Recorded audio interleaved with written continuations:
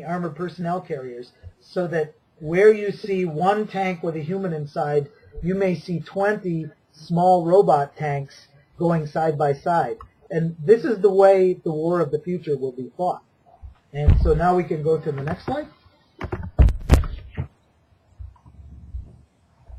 This is an important thing to think about, and it has just begun to be talked about very recently. You know, when the U.S. Congress opened hearings on the CIA way back in the 1970s, there were new laws that said the United States government may not target a single person for death. You cannot have a death squad in the United States. Today, everyone seems to have forgotten that, because you now can make drones that will go after a single individual person or a group of people. But sometimes that is not good enough.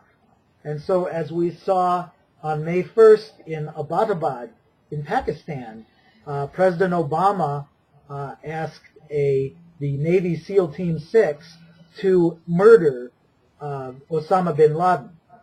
On the day that this happened, they said, well, we were prepared to capture him alive if we need to. But later on, in front of Congress, the chairman of the Joint Chiefs of Staff, Mike Mullen, said, we were there to kill Osama bin Laden, and we are prepared to take new teams and go out and kill Zawahiri and some of these other al-Qaeda leaders. And all of a sudden, there is a change in the law with no discussion.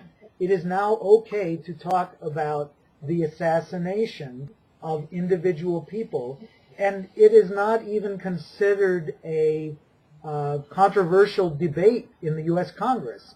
Yes, we can kill by a death squad team like the SEAL Team 6, or we can kill by a drone. But we can make that drone say, you will go out and kill Zawahiri, and that is not a subject for debate. Now, the American Civil Liberties Union tried to make a lawsuit saying you can't tell a drone to kill one person. And the Attorney General under Obama, Eric Holder, declared the entire lawsuit to be a state secret. And so that is as far as that lawsuit went. And it is not a debate in the United States at all. So we can go to the next slide now?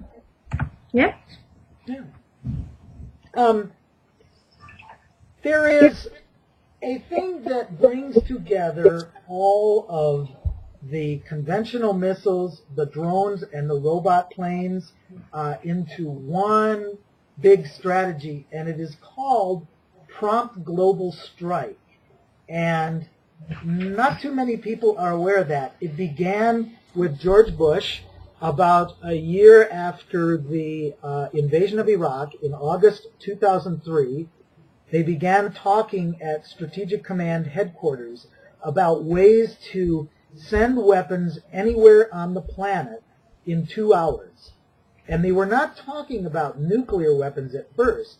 They were talking about conventional weapons or robot weapons or anything.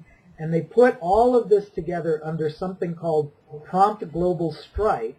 And they gave the authority for Prompt Global Strike to a new kind of command called the Global Strike Command. And as I said at the opening here, the first official duty of the Global Strike Command was in Libya on March 20th.